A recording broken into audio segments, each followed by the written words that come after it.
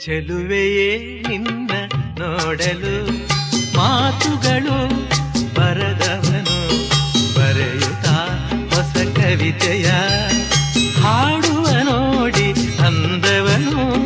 ಚೆಲುವೆಯೇ ನಿನ್ನ ನೋಡಲು ಮಾತುಗಳು ಬರದವನು ಬರೆಯುತ್ತಾ ಹೊಸ ಕವಿತೆಯ ಹಾಡುವ ನೋಡಿ ಅಂದವನು. ಚೆಲುವೆಯೇ